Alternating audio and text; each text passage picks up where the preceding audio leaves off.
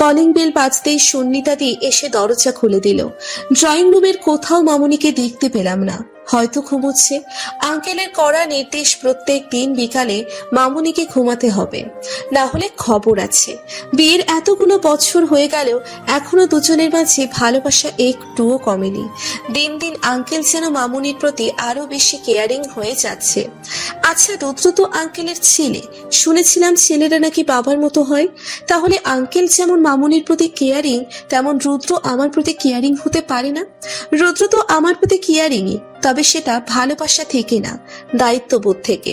রুমে এসে রুদ্রকে বিছানার ওপর বসে থাকতে দেখে চমকে উঠলাম। এই সময় তো উনি বাসায় থাকেন না। উনি মাথা নিচু করে বসেছিলেন। আমার আসার শব্দ শুনেই হয়তো মাথা তুলে তাকিয়েছেন। আমি ওনার চোখ দুটো দেখে ভয় পেয়ে গেলাম। ওনার চোখ দুটো লাল হয়ে আছে, নাকটাও লাল হয়ে আছে। দেখেই বোঝা যাচ্ছে উনি ভীষণ রেগে আছেন। কিন্তু কেন? আমি তো রাগার মতো কিছু করি নাই। এতক্ষণে আপনার আসার সময় হলো, তা কি কি শপিং করলেন আমাকে একটু দেখান। ওনার কথা শুনে আমি চমকে উঠলাম। উনি কি করে জানলেন আমি শপিং করতে গিয়েছিলাম? আচমকা উনি আমার হাত থেকে শপিং ব্যাগটা কেড়ে নিলেন, ব্যাগ থেকে ওড়নাটা বের করলেন। বাহ, বেশ সুন্দর তো। এটার জন্যই আমার ইগনোর। আমি আবার কারো ইগনোর সহ্য করতে পারি না। হুট করে উনি ওড়নায় আগুন ধরিয়ে দিলেন। আমি ওনাকে আটকাতে চেয়েও আটকাতে পারি নাই। চোখের সামনেই ওড়নাটা পুড়ে ছাই হয়ে গেল। হাতে আগুন লেগে ফুসকা পড়ে গেছে। বাহ্যিক ব্যথার চেয়েও মনের ব্যথাটা অনেক বেশি। কাঁদতে কাঁদতে নিচে বসে পড়লাম। কেন করেন এমন আপনি আমার সাথে? হৃদয় নামক কোনো বস্তু কি আপনার নেই? আপনি কি কোনো দিনই অন্যের অনুভূতি বুঝতে পারবেন না?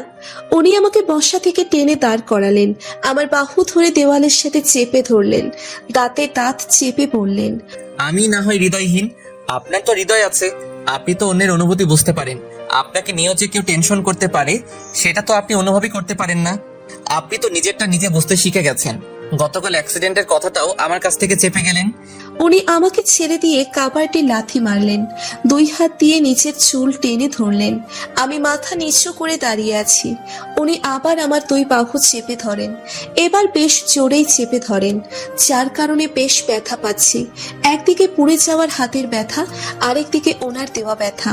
চোখ দিয়ে টুপটাপ অশ্রু গড়িয়ে পড়ছে।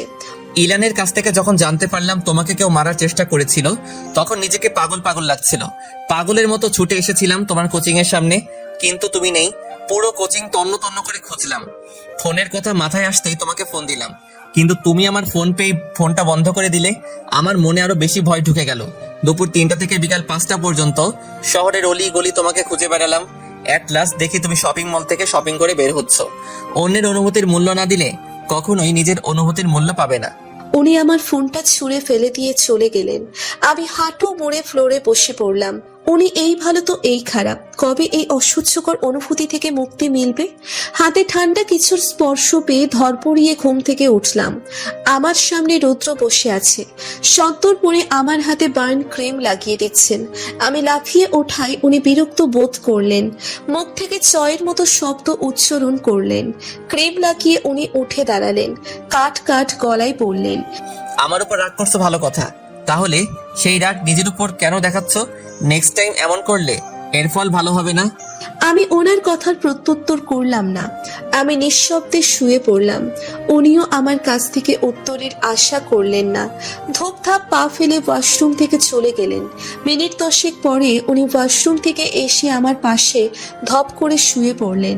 আমি ওনার দিকে ফিরেও তাকালাম না, ওনার দিকে পিঠ দিয়েই শুয়ে রইলাম। উনি তপ্ত শ্বাস ছেড়ে বললেন, তুমি অনেক ভাগ্যবান। প্রিয়জন হারানোর ব্যথাটা এখনো অনুভব করনি। প্রিয়জন হারানোর ব্যথাটা কতটা ভয়ঙ্কর যে হারায় সেই বোঝে। বুকের ভিতরটা জ্বলে পড়ে যায়, শুধু দেহটাই অবহেলায় পড়ে থাকে, প্রাণটা তো তার সাথে চলে যায়। আমি চমকে ওনার দিকে তাকালাম। উনি দৃষ্টি উপরের দিকে। ওনার কথা শুনেই বোঝা যাচ্ছে উনি ওরিয়াপুকে কতটা ভালোবাসতেন। বক্ষস্থলে চিনচিন ব্যথা হচ্ছে। ওনার কথাটা আর একবার আওড়ে নিলাম। হুট করেই উনি প্রিয়জন হারানোর কথা কেন বললেন? আমাকে হারানোর ভয় পানোনি? আমি কি সত্যিই ওনার প্রিয়জন? মন বলে ওঠে, না, তুই শুধুই ওনার দায়িত্ব। আজকে অনেক সকালে ঘুম থেকে উঠেছি। গতকাল ভালো করে পড়া হয়নি, এখন সব পড়াশোনা ভালো করে পড়তে হবে। তুমি কি এখন খাবে না? না। গতকাল রাতেও কিছু খাওনি, এখনো খাবে না? আমার আগেই বোঝা উচিত ছিল তোমার মতো তেরা মেয়ে সোজাভাবে বললে কথা শুনবে না। উনি আমাকে সহ চেয়ারটা নিচের দিকে ঘুরিয়ে নিলেন। আমি ওনার দিকে ঘুরতেই উনি আমার মুখে ডিম ঢুকিয়ে দিলেন। আমি চোখ মুখ কুঁচকে ফেললাম। ডিমের কুসুম আমার বরাবরই অপ্রিয়। ডিমের সাদা অংশ আমার ভীষণ ভালো লাগে। ডিমের কুসুম খেলেই অস্বস্তি হয়। কেউ যদি আমার অপ্রিয় জিনিস আমাকে জোর করে খাইয়ে দেয়, তাহলে সেগুলো তো পেটে যায় না, বরং পেটের ভিতর থেকে সবকিছু উগড়ে আসে। আজও তার ব্যতিক্রম হলো না। আমি হাত দিয়ে মুখে চেপে ধরে দৌড়ে ওয়াশরুমে চলে এলাম। গড়গড় করে বমি করে দিলাম। উনিও আমার পিছন পিছন আসলেন। উনি এসে আমাকে পেছন থেকে ধরলেন। আমি ক্লান্ত হয়ে নিজের সমস্ত ভার ওনার উপর ছেড়ে দিলাম। হঠাৎই মামুনি রুমে আসে। আমাকে বমি করতে দেখে মামুনি অস্থির হয়ে বললেন, এই রুদ্র, কি হয়েছে রিয়ার? এভাবে বমি করছে কেন? কি বলবো তোমাকে, এই মেয়েকে নিয়ে আর পারছি না। না খেয়ে খেয়ে দিন দিন অসুস্থ হয়ে পড়ছে। 2 দিন আগে বললো মাথা কেমন ঘুরছে, আর আজকে একটু ডিম খেতে না খেতেই বমি করে ওয়াশরুম ভাসিয়ে দিল। কোন দিন না জানি রাস্তাঘাটে অজ্ঞান হয়ে পড়ে থাকে। এই মেয়েকে নিয়ে টেনশন করতে করতে নিশ্চিত আমি একদিন হার্ট অ্যাটাক করবো। উনি আমাকে ধরতে নিয়ে এসে বিছানায় শুইয়ে নিলেন। অদ্ভুত ব্যাপার, আমি মামুনির চোখে মুখে চিন্তার চাপের পরিবর্তে খুশির ঝিলিক দেখতে পাচ্ছি। যে ব্যক্তি আমি একটু ব্যথা পেলে টেনশন করে প্রেশার হাই করে ফেলে, আজকে এত কিছু শোনার পরও খুশি হচ্ছে। বমি করা, মাথা ঘোরানো, এসব তো প্রেগন্যান্সির লক্ষণ। এত তাড়াতাড়ি তোরা বাচ্চা নিবি সেটা তো আমার কল্পনার বাইরে ছিল। রুদ্র, তুই তো অবুঝ না, রিয়া বাচ্চা একটা মেয়ে, মেডিকেলে ভর্তি হওয়া, পড়াশোনা সবকিছু এখনো বাকি। রুদ্র, তুই এমন একটা কেয়ারলেসের মতো কাজ করলি। যাই হোক, আমি ভীষণ খুশি। মামুনির কথা শুনে আমি চমকে উঠলাম। মামুনি সব কি বলছে কিছুই মাথায় ঢুকছে না। এর মাঝে ঘটে ইলান ভাইয়ের আগমন। উনি এসেই সোফায় আয়েশ ভঙ্গিতে সোফায় গা এলিয়ে দিলেন। তোমার এত খুশির কারণ কি আন্টি? দারুণ খুশির খবর ইলান, আমাদের বাসায় নতুন অতিথি আসতে চলেছে। ইলান ভাইয়া ভ্রু কুঁচকে প্রশ্ন করে, মানে? রিয়া প্রেগনেন্ট, রিয়া মা হতে চলেছে, আমি দাদি হতে চলেছি। মামুনির কথা শেষ হওয়ার আগেই ইলান ভাইয়া এক লাফে সোফা ছেড়ে বিছানায় চলে এলেন। আমি হতভম্ব হয়ে তাকিয়ে আছি। আমি প্রেগনেন্ট আর আমি জানি না। ইলান ভাইয়া রুদ্র পাশে বসে রুদ্রকে আলতো ধাক্কা দিয়ে বলে, তুই তো আমার থেকেও ফার্স্ট। আমি বিয়ে করলাম, এতদিন হয়ে গেল, এখনো বাবা হতে পারলাম না, আর তুই আমার বিয়ের পর বিয়ে করে আগে বাবা হয়ে যাচ্ছিস। সেদিন তো আমাকে খুব বলেছিলি, আর আজ? স্টপ ইলান। ইলান কেন থামবে? কোনো থামাথামি নেই। আজকে এত বড় একটা খুশির খবর বাড়িতে এসেছে। আজকে আমার আনন্দের দিন। আমি তোর বাবাকে, তোর খালামণিকে, রিয়াদের সবাইকে জানিয়ে আসি আমার কত কাজ। আমি দাদি হতে যাচ্ছি। বেবির জন্য শপিং করতে হবে, কাঁথা সেলাই করতে হবে, আর তার আগে আজকে বাসায় একটা পার্টির আয়োজন করতে হবে। ইলান, আমার সাথে আয়। আজকে তোর উপর অনেক দায়িত্ব। প্রথমবার চাচি হতে যাচ্ছিস। উনি অসহায় মুখ করে মামুনির দিকে তাকিয়ে আছেন। ওনার অসহায় মুখটা দেখলেই আমার হাসি পাচ্ছে। মামুনি কথাগুলো বলে চলে যেতে নিলেই রুদ্র ডাক শুনে থেমে যায়। স্টপ আম্মু। কি হয়েছে? তুমি এত ফাস্ট না দৌড়ে একটু স্লো হাঁটো। তুমি যা ভাবছো তেমন কিছুই না। রিয়া কোনো প্রেগনেন্ট না। আমিও ভুলে গিয়েছিলাম রিয়া ডিমের কুসুম খেতে পারে না। আমি জোর করে খাইয়ে দেওয়ায় বমি করে দিয়েছে। ঠিক মতো খাওয়া দাওয়া না করলে তো মাথা ঘুরবেই। আমি বলছি একটা, তুমি বুঝছো আরেকটা। এই জন্যই মানুষ বলে মেয়েরা ক বলতেই কলকাতা বুঝে। মামুনি কপাল চাপড়াতে চাপড়াতে চলে গেলেন। ইলান ভাইয়া বিছানা থেকে উঠতে উঠতে বললেন, আমার আগেই বোঝা উচিত ছিল, তোর মতো নিরামিষকে দিয়ে কিচ্ছু হবে না, রোমান্সও না। ইলান ভাইয়া একটা তপ্ত শ্বাস ছেড়ে চলে গেলেন। ইলান ভাইয়া চলে যেতেই আমি শব্দ করে হেসে ফেললাম। উনি আমাকে বিরক্ত হয়ে বলেন, হাসছো কেন?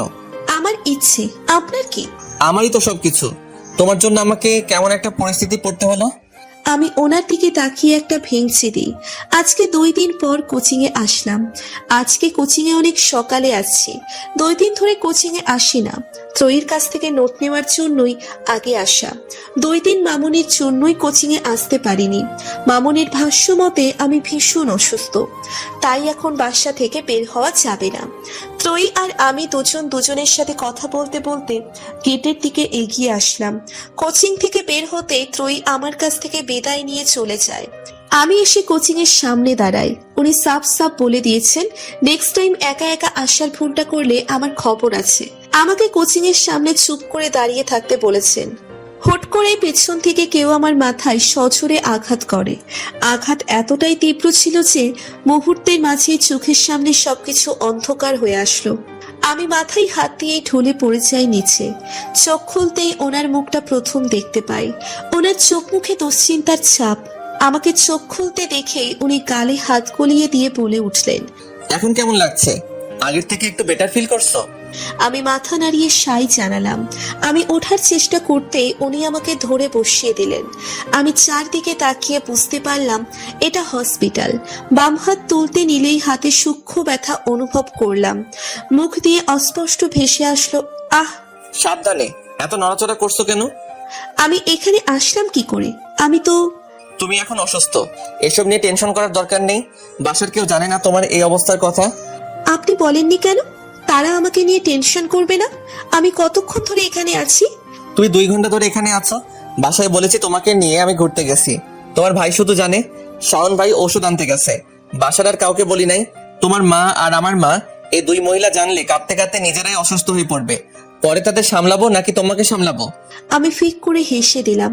আমার একটু হাত কেটে গেলেই আম্মু আর মামুনি কেঁদে কেঁদে অস্থির হয়ে যায়। মানুষ বলে মায়ের পর যদি কেউ মায়ের মতো ভালোবাসতে পারে সেটা মায়ের বোন। অনেকের একটা মাও থাকে না। সেদিক থেকে আমি অনেক ভাগ্যবান। আমার দুইটা মা। ভাইয়া হুড়মুড় করে কেবিনে ঢুকলো। কোনো দিকে না তাকিয়ে রুদ্রের দিকে তাকিয়ে প্রশ্ন করে, রিয়ার জ্ঞান ফিরেছে? তুমি নিজেই দেখো না। আমার দিকে তাকিয়েই ভাইয়া একটা জোরে নিঃশ্বাস নিল, যেন এতক্ষণ দমটা আটকে ছিল। বনু, তুই ঠিক আছিস? তোর কোনো কষ্ট হচ্ছে না তো? কষ্ট হলে কিন্তু আমাকে বলবি। আমি একদম ঠিক আছি, তুমি এত চিন্তা করো না। তোকে কে আঘাত করলো? কার সাথে তোর এত শত্রুতা যে তোর ক্ষতি করতে চায়? রুদ্র ভাইয়াকে থামিয়ে দিয়ে বলল। এখন এসব কথা থাক, এসব নিয়ে পরে কথা বলাই ভালো। ভাইয়া আর কিচ্ছু বলল না। মাথায় হাত দিয়ে বুঝতে পারলাম মাথায় ব্যান্ডেজ করা হয়েছে। আমি হাঁসফাঁস করছি। আমার এখানে একটু ভালো লাগছে না। ভাইয়া আর উনি কথা বলছেন। আমি বিরক্তি নিয়ে বললাম, বাসায় যাব কখন? আমার এখানে একটুও ভালো লাগছে না। একটু পরে আমরা বাসায় চলে যাব। এখন চুপচাপ শুয়ে থাকো তো। গাড়ি বাসার সামনে এসে দাঁড়াতেই উনি গাড়ি থেকে নেমেই আমাকে কোলে তুলে নিলেন। বিস্ময়ে আমার চোখ বড় বড় হয়ে গেছে। কি করছেন কি? নামান আমাকে। আমি মাথায় আঘাত পেয়েছি, পাই না। আমার পা একদম ঠিক আছে, আমি হেঁটে যেতে পারবো। একদম চুপ। আর একটা কথা বললে মুখ সেলাই করে দিব। আমার প্রচন্ড রকমের অস্বস্তি হচ্ছে। নিজের বড় ভাইয়ের সামনে নিজের স্বামীর কোলে ওঠার থেকে লজ্জাজনক বিষয় আর কিচ্ছু হতে পারে না। লজ্জায় আমি হাঁসফাঁস করছি। ভাইয়ার দিকে তাকালাম। ভাইয়া ফোন স্ক্রল করতে করতে আমাদের এমন ভাবে ক্রস করে গেল যেন আমাদের দেখতেই পাইনি। ভাইয়া আগে চলে গেল, আমরা পিছন পিছন আসছি। ভাইয়া কলিং বেল বাজাতেই মামুনি এসে দরজা খুলে দেয়। মামুনির পিছনে আম্মুও আসে। হয়তো ভাইয়াই আম্মুকে এখানে রেখে গেছে।